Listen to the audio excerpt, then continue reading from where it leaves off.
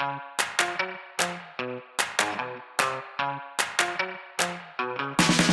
I'm Alvina Ling. And I'm Grace Lin.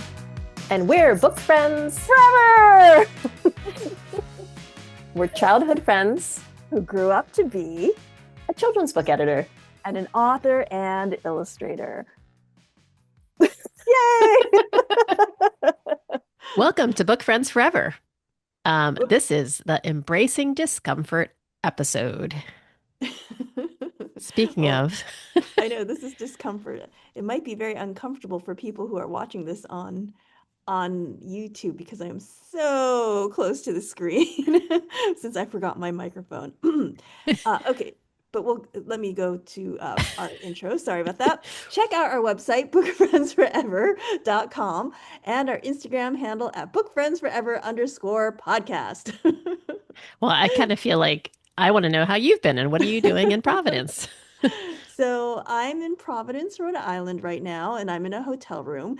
And I did not bring my microphone, which is why I'm so close to the screen, because we're trying to make sure that my voice sounds okay for the podcast. But like I said, for anybody watching on YouTube, I bet you can see like every pore on my skin. It kind of looks like when you FaceTime someone, like that. Okay, So not too bad. It's just maybe I should get up closer. It's good to balance it. So, but anyway, yes, I'm here in Providence, Rhode Island because I'm actually doing a video interview with the president, Crystal Williams, the president of Rhode Island School of Design tomorrow, Crystal Williams. She's doing a kind of a video series where she's interviewing past alums, and I'm lucky that she called me up to do one of them. So it's very exciting. I think some of the other it's all luminaries, so it's kind of fun to You're a think luminary. in this list of luminaries. One of the past people she interviewed was Brian Selznick. So I'm like, ooh, boy, me and Brian Selznick. So your esteemed alumnus. That's cool. So that's what I'm doing here in Providence, Rhode Island. In the last week, let's see, other things that have been going on this past week. So the Carl show closed, my exhibit at the Carl closed, but I have the gate, the big Chinatown gate. It's in our garage. It actually is not very bulky because of the way they built it. It's very tall, but it doesn't really take up that much space. So that's kind of exciting. It'll be interesting to figure out what we do with it in the spring. And then let's see. Oh, I Ling and Ting came out. Ling and Ting's Lunar New Year came out on Tuesday, and I didn't know. I knew it was coming out sometime, but I actually didn't know it came out on Tuesday. And I saw it on Instagram. I'm like, oh, is today the day? Because I hadn't gotten my author copies yet, and I always assumed you get the author copies first. I was like, oh, once I know. Get the author copies. Yes, you usually do. I think because of the holidays. Yeah, it just didn't. Yeah, it's fine. There wasn't a rush. It was just that it threw me off my game. So, and anyway, and also the order thing that I'm doing with the Carl, where I'm doing a free virtual classroom visit. Like, we're keeping that open until February. So that's the other reason I didn't do that promotion as a pre-order promotion. I was just doing it as a overall promotion. I guess it's just like a Lunar New Year promotion. So I guess I didn't do a big thing for the launch. Just kind of tie in the Ling and Ting book with Lunar New Year. So I'm doing a Lunar New Year celebration. So yeah, that's always what happens to seasonal books because they have to come out earlier so that bookstores can put them on. Display promotion and display. But it's you don't really celebrate it until you don't really holiday. launch it. Like I feel like I can't really launch it because it's like, well, Lunar New Year, then I have to launch it again when Lunar New Year comes. So it's a very soft launch for Ling and Ting's Lunar New Year. But hopefully people like it and it still does well. But how about you? How have you been? Well, I'm back to work. So went back to work on Monday. We're recording this on Wednesday. And it feels good. I think I was ready to come back, which I think is a sign that the break was long enough. We did have over a 2 week break, or I had over a 2 week break. I took a couple days extra vacation. And so, yes, I guess since coming back to New York, we did have like one final quiet weekend, which was good. I did a puzzle. I did that puzzle that you had given me for, I think, my birthday, Yay! where the mountain meets the moon is one of the books. It's like it's Yay! I don't know. What is this puzzle called? It's basically This is like like, favorite children's books. yeah, our classics. Yeah, our favorite classics or something like that. Yeah, and I mean all the books are I think I've read all of them except for maybe three. There are Yeah. two that I think were maybe Bigger. European or Yeah, I know Japanese. there was one that was like I had to look it up and I was like, oh, it's a big deal in like England, but like it wasn't a big like Yes. I hadn't heard of it before. So I posted it on Instagram and a lot of people were like they wanted to know like who who did the puzzle so they could get it too. There's Uh-huh. one of my friends who runs a bookstore. She's like, "Oh, I want to order that in for the bookstore." So Oh, anyway, good. I'm Yay. I'm advertising for that puzzle. But it I was fun. can't I find it Oh. anymore, Oh actually. no. Hmm. When I looked for it again, like it had that actual one with where the mountain meets the moon on it was like had been replaced with like a new version, but I bet you it's still out there somewhere. I didn't look that hard. Mm. Yeah, well, I hope people can find it. Yes, me too. Oh, Yeah. But oh, yeah. hold on. Okay. No, thank you. Hotel I living. know. But yes, I'm already this week, so this is now I am no longer editor in chief, so I'm no Uh-huh. longer overseeing middle grade and YA fiction for other people, and I've already seen a difference in terms of my workload and Oh, just in terms of, not having to review copy or uh-huh. mechanicals for other books and I have fewer meetings. So, Uh-huh. you know, Does it feel good? it does feel good. I feel I was saying that I feel kind of free. It feels also a Yay. little weird, Hmm. but I feel free and I feel like I have sufficient desk time to do email. Although Megan, yeah, at the end of the day yesterday, she said, "How are you doing? Are you still inbox zero?" I said, "No." I was like, "But I think I'm like inbox 40, maybe." Um, so it's not bad. Anyway, Yay, that's more to come. exciting. Yeah. Okay, so I think we were both talking about, I was talking about the book, Hidden Potential by Adam Grant, which I had mentioned it Hmm. before. And then Yep. you had said, oh, there's a hidden brain episodes that kind of tackle this topic of embracing discomfort. But, Hmm. do you want to talk about the hidden brain, Sure. angle? Cause So it's like kind of two different angles. yeah, both things say to embrace discomfort, but for different reasons. So the hidden brain episode, it was called Path to Enough, and they had a follow-up episode called Paradox of Pleasure. And basically, one of the theories is that the reason why so many of us in the United States are In having modern times, modern, say. yes, in modern times, have a hard time being happy is because we have too much abundance.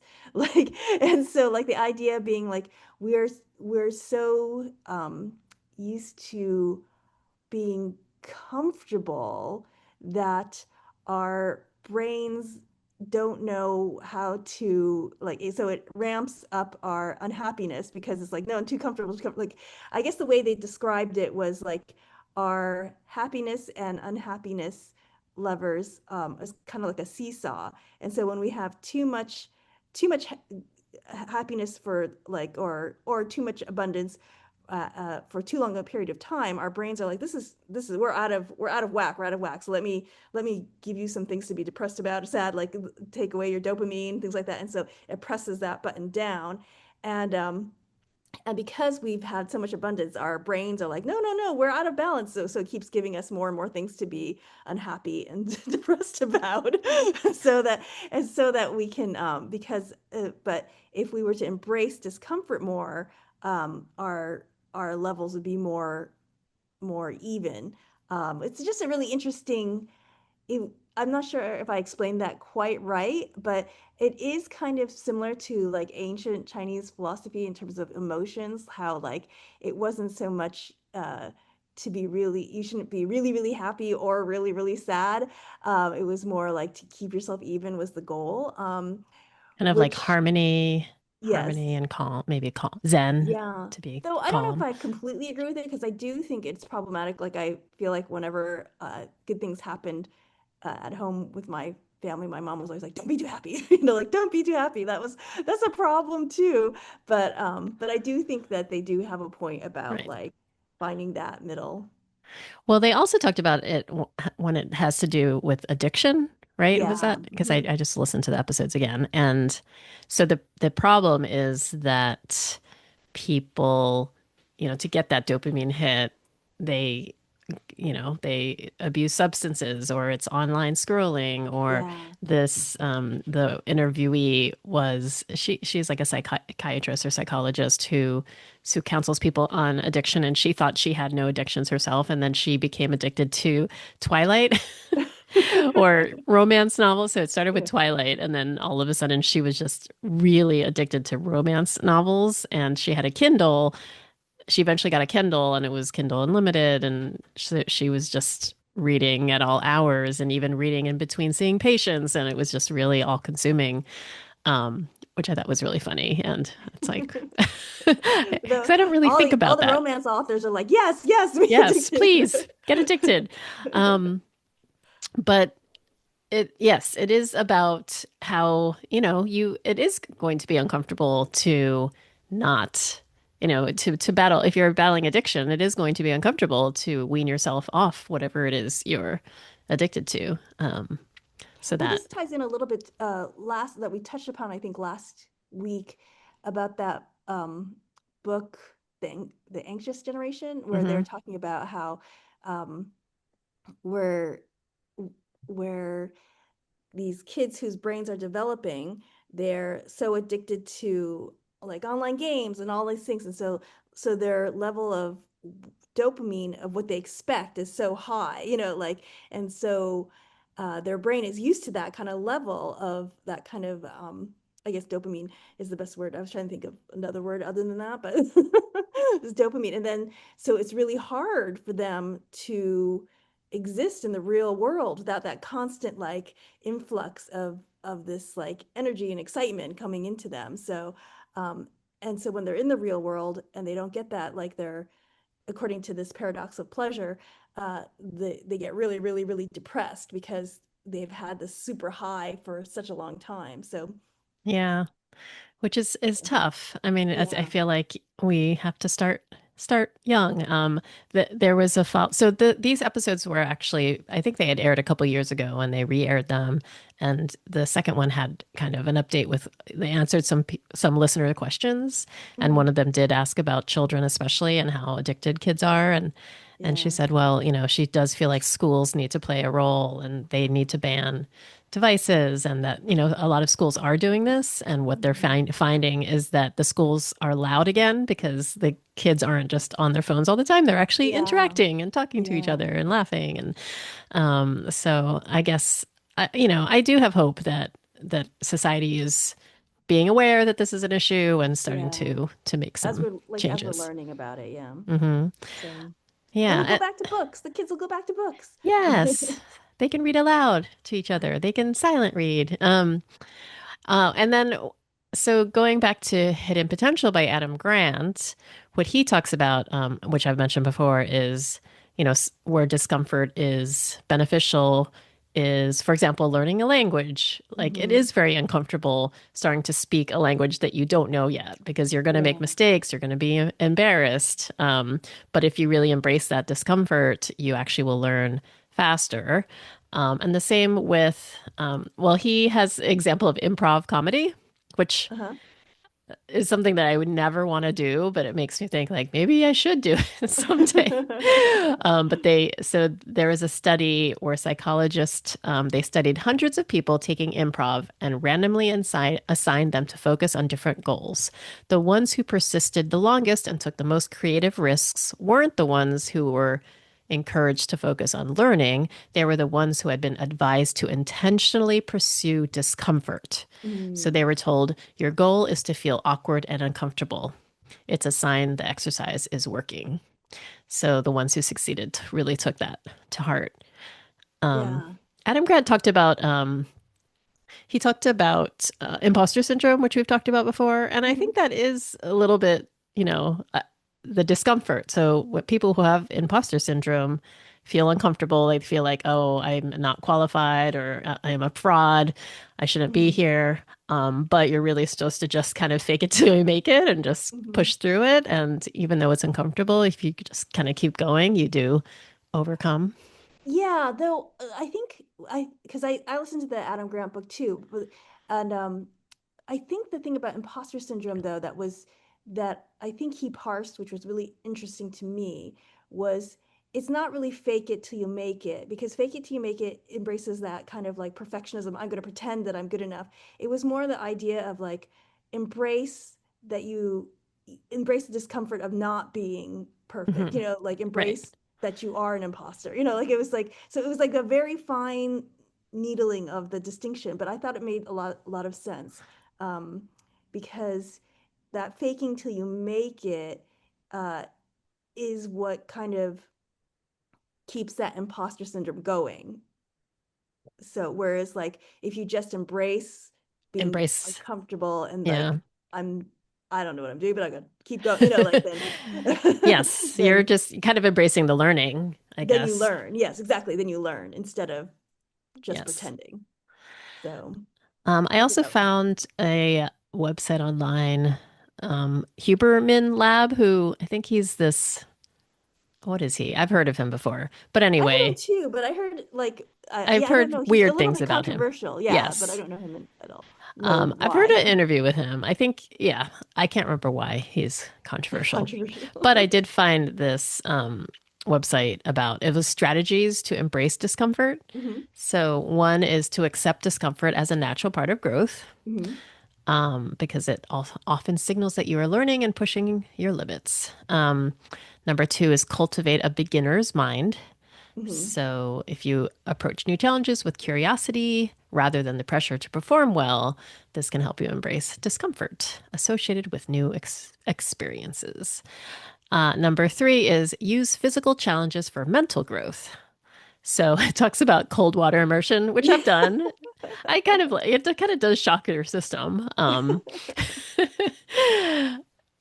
It says this practice can represent a broader approach to handling emotional or cognitive challenges in other areas of life. Number four, mindfulness and self-reflection. Hmm. So, if when you experience discomfort, focus on it and Yeah. acknowledge your feelings without judgment. Number five is seek feedback from discomfort. So, when you're feeling uncomfortable, ask yourself what the discomfort is teaching you. Hmm. And this reflective practice assists in understanding whether the discomfort is a sign to push through or a cue to change direction. Hmm. And then finally, number six, balance challenge with self care. Hmm. So while embracing discomfort is essential, it's equally important to recognize when the level of challenge becomes overwhelming. So basically, don't burn out with the discomfort. Yeah. Well, I think this is all really interesting, and it's it it made me think like, I remember when we were talking about resolutions, my family with when I was talking about it with Alex and Hazel, I was like, I think we should all choose one thing this year that's uncomfortable that we do. And so but we're all with the caveat that of course it's safe, like Right. nothing risky, Self like care. Keep yes. self care in mind. Like don't like cross the street with your eyes closed or something like that. Like so but that's uncomfortable, but like Although if you cross your street with your eyes closed with someone else leading you, maybe yeah, that's a safe that's way true. to be uncomfortable. That's true. But that's what I mean, like those kind of guardrails are the Trust ways to be fall. uncomfortable. Yeah. So so they begrudgingly agreed. But So it was have really you thought funny. about what you might be doing this year? Not yet. Well, Improv class. Well, I know the whole China trip is going to be really Oh, right. uncomfortable for me, Hmm. but I don't think that really counts. But I mean, Well, I think counts, but it's not the one. I don't think I right. want that to be Well, what my if thing. you do something on the trip that's really uncomfortable that you don't Yeah. want to do? Like, for example, like try speaking in Hmm. Chinese to someone. Yeah. Like what I think I'm really what I think I'm really frightened about is getting around by myself, Hmm. and figuring out how to get places when you can't read anything, like I think so maybe I should give myself a challenge like that, Hmm. a safe challenge.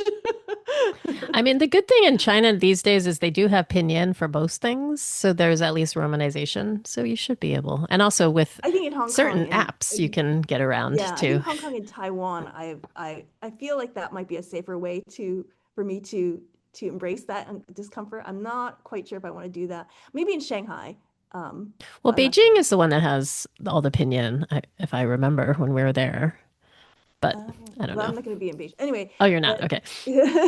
but we'll see. Maybe I'll do that. But I'm trying to think of what other thing. I remember Maybe I it's took ordering something in the restaurant using the Chinese name.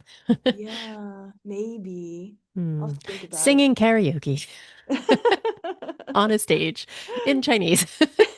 It was funny because on New Year's Day, I wanted to go for a walk to the Stone Labyrinth in the woods, and I was like, let's go to a walk. Let's make it a family walk. And like my family was like, it's cold. I was like, come on. And Hazel's like, could this be my uncomfortable thing? And I was like, no. And she's like, but it's uncomfortable. And I was like, well, true. Do you think, I mean, discomfort and uncomfortable? Yeah, So for, I feel two like there's different like a things. slight difference, right? Yeah, Or, yeah, yeah. yeah. I feel like I don't know what that slight difference is, but in my head it Yeah, feels I feel like there's a going for a walk distinction. outside when it's cold is just inconvenient. Right. It is Not, uncomfortable, but it's not embracing discomfort. yeah, Somehow, I don't know. it's I, just slightly annoying, you know? Like yeah. Is there something that are there times that you've embraced discomfort in the past that you feel like you've have it resulted in you really growing? oh yeah, definitely. I think Like public speaking, public probably. speaking. Yeah. Yeah, public speaking has been a huge, huge thing for me. And I feel like I forced myself to embrace that and I really like come out on the other side. And though I do find myself, if I don't do public speaking for a while, it's I get rusty really fast. Hmm. But at least I know I can call upon, and I don't get that same kind of nervousness where like I feel like I can't do this at all, So I Right. just feel Because you like know you can. You I know I just, can. I yes. just know that the first couple times I have to public speak again, it's going to be a little like not very smooth. Hmm. So yeah, but I think that's been a really big thing for me. How about you? Same public speaking and also the different kinds of public speaking. So I think when we hosted the Carl Honors, for example, like I felt Uh-huh. like that was really out of my comfort zone. Uh-huh. And I've been trying to accept invitations, different kinds of invitations, even if I feel a little intimidated or, Uh-huh. like the Zolotel lecture maybe was like Uh-huh. that as well. Um, Uh-huh. Honestly, I know as much as I love karaoke, I think that was definitely not, I was not comfortable doing Really? karaoke at the beginning. I mean, I was in the privacy of my home or Uh-huh. in the private room with friends, but I have gotten to the point where I am singing karaoke in front of people on a stage on occasion, like on after our holiday after party. And Mm-hmm. it's not, I like to ham it up and I think it Uh-huh. looks like I'm completely comfortable, but I'm not really because Oh, how interesting. I'm not a performer in that way. So You definitely seem like you're yeah. very comfortable. Yeah. But I mean, I am having fun, but it's not the most comfortable. I'm trying to Yeah, think I'm of trying what else. Maybe running, to long distance Yeah. running. Yeah, yeah, yeah. And I think all kind of like I realize I realize now that I've really taken on exercise, going to the early morning exercise class is part of my identity. Like I really like feel Hmm. very smug about it. But like and I also like to like talk about it because I feel like so smug about it. But it makes me feel like like very proud of that's so, like I said, it's become kind of part of my identity. But that wasn't an easy thing to do either, to start going to like a 5:45 class like 2 or 3 times a week. So Yeah. I so think for me, dancing too, like oh, at a club. maybe that's what I should do. I was Maybe I should. so awkward. I always felt so awkward, but I just kept forcing myself, and now I love That dancing. is something that I'm really interested in doing, is, and I've talked to Alex about it, is like us taking like some kind of like Ooh, you hip should hop take dance class yeah, or or take something. Zumba. Or Zoom. I think uh it'd be fun to, what I really want to do is like K-pop dancing, like learn a K-pop dance routine or That's something like amazing. You should that. yeah, you should do If I that. could find, I mean, I could learn it just like watching YouTube maybe, but I would like to do it, like I would love to have like a class, because I think that would be a social thing too. And I could maybe talk Alex into it. I don't know if that's so much uncomfortableness as, but I mean, it would be uncomfortable, but in a not in the way that I think this Mm. topic we're talking about though. Um, I think like ordering in Chinese in China would be much more uncomfortable. well, then you should definitely do it. I know. Or trying um one, I guess something that I don't know if we'll have time to do it, but so there's this big thing in Taiwan where um there's a small market called where there's a kind of how do I put it? There's rocks that look like meat. Like, so they sell Are they these rocks. naturally Yes, they naturally look like meat, and okay? they naturally look like meat, and they've kind of carved and polished them. So it's like jade bacon, right? Or like bacon that looks like jade that looks like bacon, or jade that looks like um like pork, pieces of pork. And it's this kind of this thing. And I showed it to Hazel, and she was like, I wanted one of those, but you have to go to the jade market, like and Hmm. you have to kind of negotiate. And I was like, okay, maybe if we have time, I'll go and try. So if we have time, that will definitely be very uncomfortable. I'll be like, Yes. how much is that? And like just And to then you have to negotiate. see 便宜一点. That Yeah. means like a little cheaper or a lot, maybe say. But How to, my Chinese or Taiwanese is so bad, so I'll have to like do it like via Google Translate at the same time. yeah. But maybe that's okay, like, Yeah. so No, it'll I just mean, be slower. I mean, I was just thinking about that. I was like, you know what? It'll be uncomfortable. It'll be slower. They'll be like, cheaper. Hold on. I'll be like, how about? So yeah. maybe that'll be my uncomfortable thing if we have time to go to the market, which I'm not sure if we will, but Mm, that would be fun. All and then I'll right. come back with a jade bacon. Well, maybe I'll add that to my New Year's resolution as well to do something. Yeah, what are you thinking might be your uncomfortable thing? Hmm. Maybe some kind of lesson. I don't know. I'll have to think about it. I feel like you should, I don't know if this is uncomfortable. I do think it's uncomfortable for you, but I do think when you finally get everything settled for your imprint, Hmm. um, like the logo and the name and all that, I feel like you should do a big launch kind of party. Like you should take it on like the way authors take on Mm. launching their book, like I think you should do a big launch for it because it's a big deal. It's You're probably never going to do it again, I assume. Right. And Yep. also you want people to know about it. So I mean, maybe that's something you could think about. Is that something that makes you uncomfortable?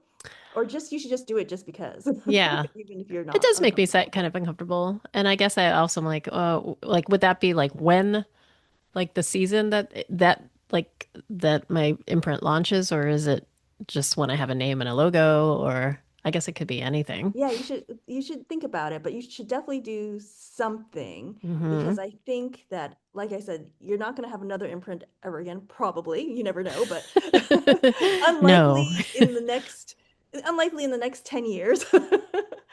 So, and like it's a big deal, and you want people to know about this imprint. It's Um true. so All do right, a that's a whole good idea. That's a good series idea. of video. You could do, just like I said, you do a whole series of Yes. videos, Well, you do that a whole actually like, that I was what I was thinking because I was thinking about social media and I don't like to be on camera in yeah. my social media. Like I don't think I'm hardly like maybe some photos, but I'm hardly on video, and I don't feel comfortable doing that, even though we have a podcast. I'm on video, but so maybe it is talking about my The books or being imprint. more of Yeah. a face of Yeah. the imprint. Yeah. I mean, maybe you should have a whole YouTube channel that's just your imprint, so Hmm. where you talk about your books, Yeah. All right.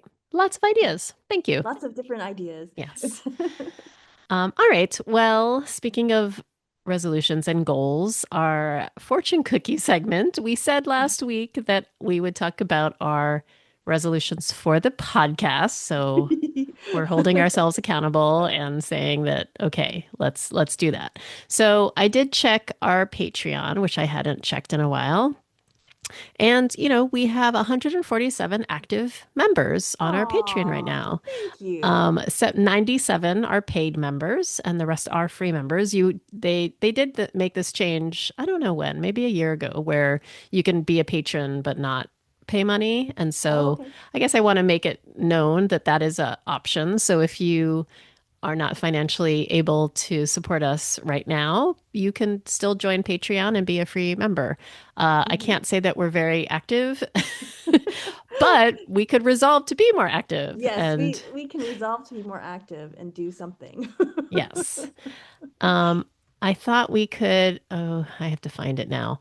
I thought maybe we could thank our new patrons since last time, which it's been a while. So I guess, I guess we can thank our paid members I guess so. since there are not as many. So since we last thanked people, I believe, um, and yes, some of these names are familiar. So I'm pretty sure I thanked a few of them already. So I feel like there's just three that we haven't thanked. Oh, Kelly Jordan. Does that thanks, sound familiar? Kelly. Thank you, Kelly. Shanna Upchurch, who I believe we've thanked in the past. She might have been someone who's I saw in the notes that some people had to leave and come back. But Oh, anyway, thank you. thanks for coming back because it's kind of a pain to come back. So Yeah, we Shanna, appreciate it. Shayna. And then Naomi Canale, who is an author I just signed up for her Oh, nice. debut, Tiger's Night Hooray. Out. So thank you, Naomi. And Picture I book or picture novel? book. Oh, Hmm. fun. It's great. Very excited. So Yay. thank you all for being paying patrons or audience members. Um, but I thought some ideas I had for the resolutions is we have been talking for a long time about producing some kind of gift, and I Yes. feel like we should just resolve to produce it this year. All right. Well, I think it's completely doable because since I will be making dish towels, I actually have experience, and I've made some washi tape as a sample. So Hmm. I found some places where I can make stuff. So I think it's completely doable to do something. I should probably do stickers or something like that. Or I was thinking stickers would be great. I mean, I would yeah, love a sticker yeah. myself, so I feel like So stickers, they have so many different things, like pencil cases. That's what I'm thinking about making. okay. But So we'll do some kind of gift for our Patreon. So we yes, resolved to do that. We had have we had two happy hours in the past or just one? I feel like we just had one. That's sad. We I should let's know. have at least one, at least one more this year. Well, I guess the thing is we have to figure out what to do for these happy hours. Because last time I feel like the whole time was just spent everyone introducing themselves, and then it was like, huh, now what do we do? Like I feel like we have to have like a conversation. Mm-hmm. Like, let's talk about this episode. Right. Like for example, we should have a happy hour where we talk about what are the uncomfortable things that we're planning to do, or like what are your resolutions? What's your word of the year? Like where we can talk about things. I think that would be a much better use of our time, and also maybe um, it would make us want to do the happy hours more because we'd want to follow up. How was everybody's word of the year? How was your discomfort thing? Things like Mm-hmm. that. So Right. Okay. That sounds good. And then maybe, right. I mean, I guess we could just have people introduce themselves in the chat, instead yeah. of like going around. Hmm. And then if they have something to share that like Hmm. I feel like if you put questions out there kind of like, so what's the uncomfortable thing that you're going to do? I feel like there'll be a lot of people watching and listening, but very few people like to like be like, Yeah. and this is what I'm going to do. Now I'm remembering that I think we've only done one happy hour, but we also did a live recording. I mean, Oh, like, remember we were here in my office and we had tech oh issues. We couldn't figure that out, but we yeah. did have people could come and like kind of Oh watch yeah. us record a episode. I So guess we that could was do fun. that. We could do that too, especially since you're going to be in New York at least twice this Hmm. first half of the year. So Hmm. we could do that. Let me write that down. Down live. And that it could be because I think oh, my default microphone has changed. Hmm. I hope I didn't mess anything up. I hope my audio has been working this whole time. But you could hear me though, right? So, I can hear you, okay. so um, I think we did that live episode and then we did a quick Q&A mhm. afterwards. I believe. Um, okay. So that's something we could do. I feel like we haven't done a poll in a long time. I mean, that's not really, well, no, Yeah, that's a resolution for the podcast. It's not for yeah, our Patreons, our yeah. patrons, but I guess yeah. we could ask people what they want us to talk about. Well, I'm curious because it has been, I feel like it's been at least 2 or 3 years since we did a poll, a Hmm. survey. And I am curious about the demographics of our audience That's true. still. Yeah, I'm also curious if people like we haven't, I feel like we're a little, we're not consistent about it, the tell me about segment, for example, like, but do Oh people yeah, like that or not? Or is that's it, true. I don't know, maybe we need to change things up. So Yeah. let's do another survey. It's an interesting thing, our podcast, right? Because It um is. I love it and I want to keep doing it, but I when we first started it, I think I was thinking I wanted to be big. I wanted to be like the Gretchen Rubin podcast or something like that. Like I wanted to scale it. But as time went on, I realized, oh, we talk about so many personal things. I actually don't want to scale it. I kind of like it small because I feel like if it gets big with a huge audience, then I have to be much more careful about what I say. And I have to be more Right. professional and I more think like, I think if we wanted to scale it, we would need to hire people. We need to yeah, edit it a little bit better. better. Sorry, Alex. We need to prep a little more. Yeah, and we'd have to get ads and stuff like that. And I don't think that's what like it would become more of a real job. Right. It become like a side hustle. Whereas Right. Which is now it's just a hobby, right? right. And I think I'm really, I mean, And I you kind of know, like it as a hobby. I like having something that we don't have to make super good. Like it's like just something that we enjoy doing. I guess that's what I mean. Like I just yeah. want it to be enjoy doing. It doesn't have to be excellent, you know? Right. It's not, yeah. So I mean, I guess it's lucky that neither of us are perfectionists, but it just has to be good enough. Yeah. I mean, but I do feel like I'm happy with our listenership, I guess. Like we have a lot of loyal listeners. I feel like whenever we go to conferences, we always hear or we get to meet our book friends in person, and that's always really fun. So, Yeah. I and I think with our publishing curriculum, I've been learning a lot, even though Yeah. it's mostly my colleagues who I work with. But I always learn something new myself. So, yeah. Well, I think the truth is like I like our podcast small, but we're always welcome. I'm always glad to have new listeners that are of the that are simpatico. You know, like Yeah, we're yeah. always welcome. We always welcome simpatico listeners, but we don't We need to always be. welcome new book friends. But Yes, yes, we don't exactly. need We don't need to be Joe Rogan. definitely not. Um, all right. So those are good resolutions. So we're gonna produce our gift, hold at least one happy hour, do at least one live podcast recording, and do a survey Okay, this now year. we want to make these SMART goals in terms of like deadlines and stuff? Okay, produce sticker Okay, my by, yes, my goal or not, for or whatever it is, not necessarily yeah, sticker. my goal for dish towels and everything like that, to get that all going is my birthday, May. So Mm. I think we should say around May, same thing for the stickers, because I'll probably do all that at the same time. Okay, so I'll say by June 1st. How about that? Yeah. Okay, hold at least one happy hour. Mm. Um, I mean, maybe we should do it when we're together. That might be fun. So we can do it. Let's just say the first quarter of the year. Okay, Is that sometime in the possible? first quarter of the year. Yes, that Yes. sounds good. And then that means we can do a second one.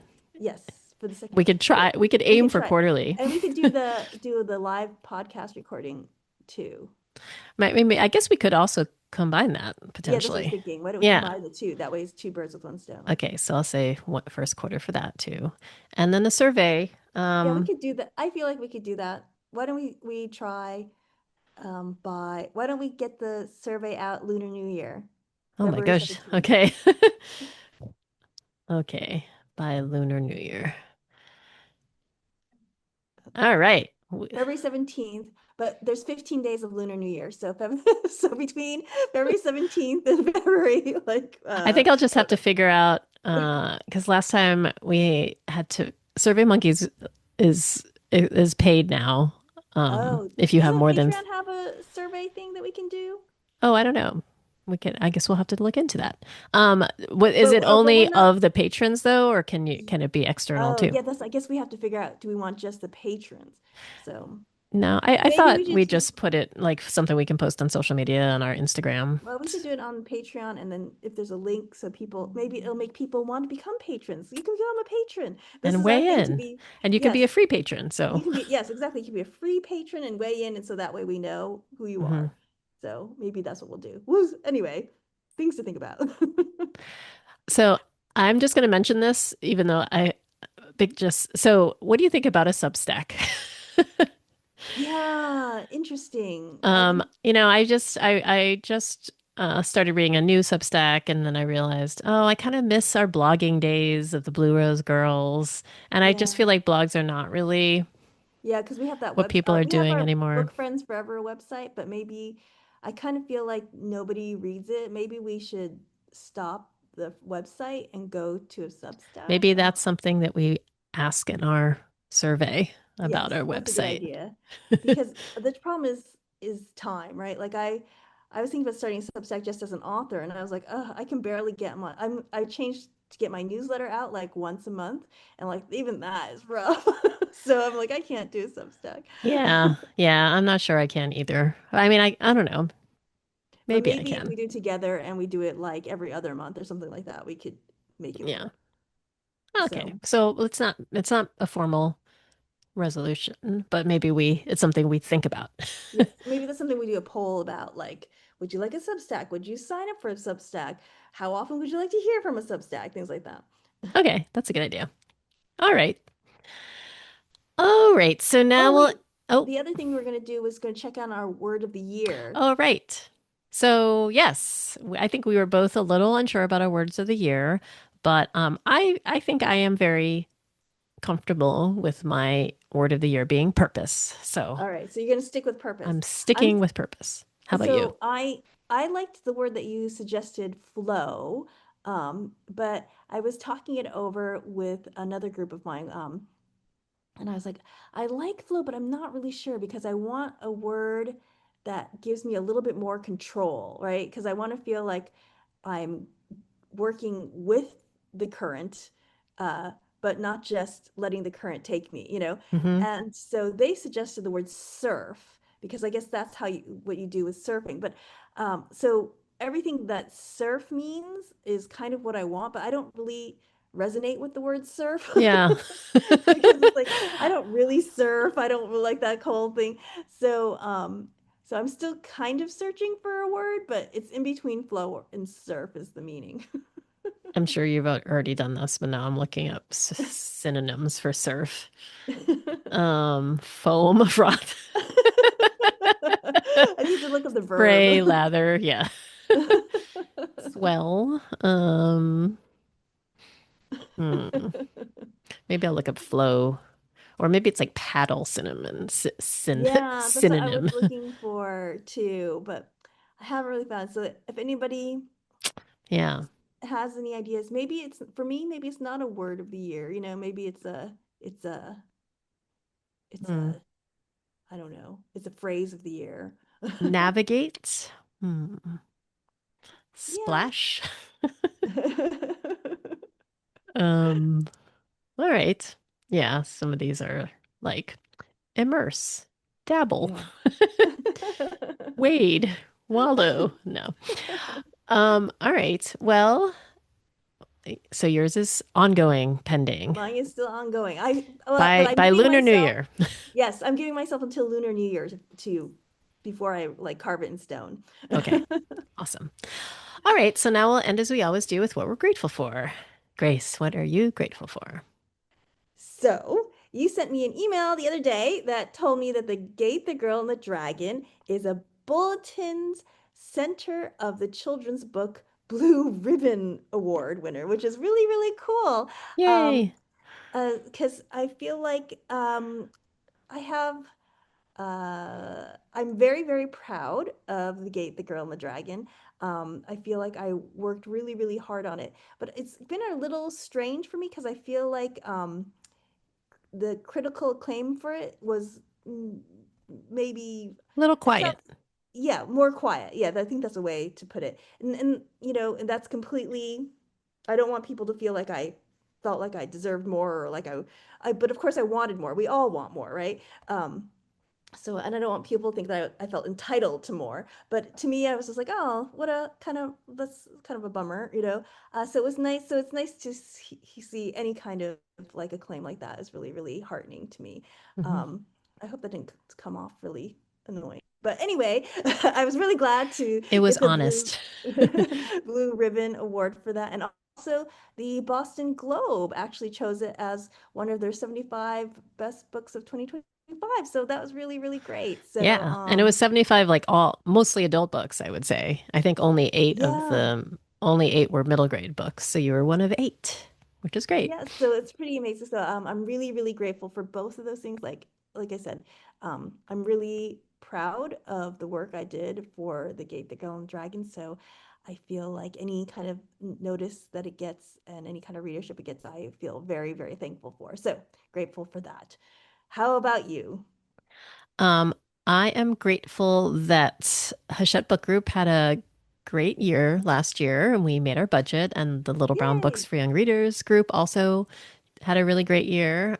So it's always, I would say it's exciting, but it's also a relief. And then it's also but now we have to do it again this year Do because they of raise it every capitalism. year? They don't raise it every year. Okay. There have been, I know right after so 2020 or 2021, like the pandemic years were actually unexpectedly like really high. And Uh-huh. so when things started to reopen, I think I remember the budget kind of wasn't, they didn't expect us to improve on those years. So Yeah. they're honestly, the budget is based on the books that are being published. Hmm. So it really depends on, what books are being published and what the expectations are for those books.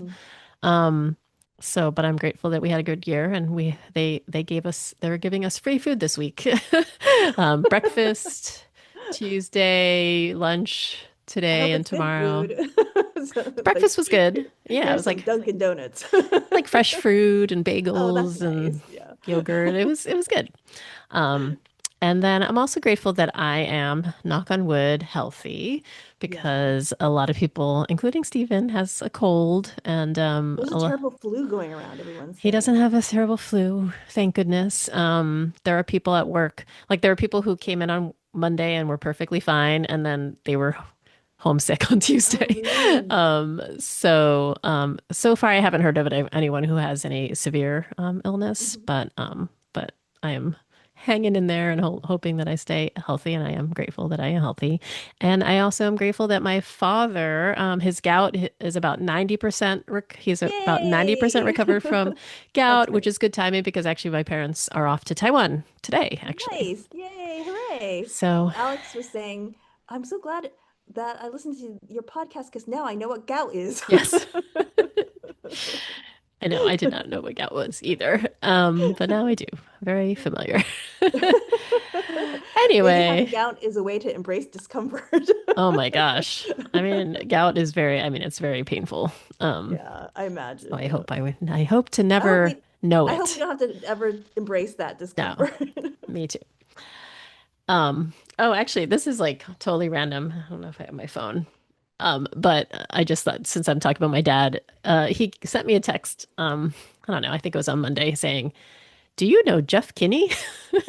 And I said, I think I've met him once. I don't really know him. I said, but his Diary of a Wimpy Kid books are really popular.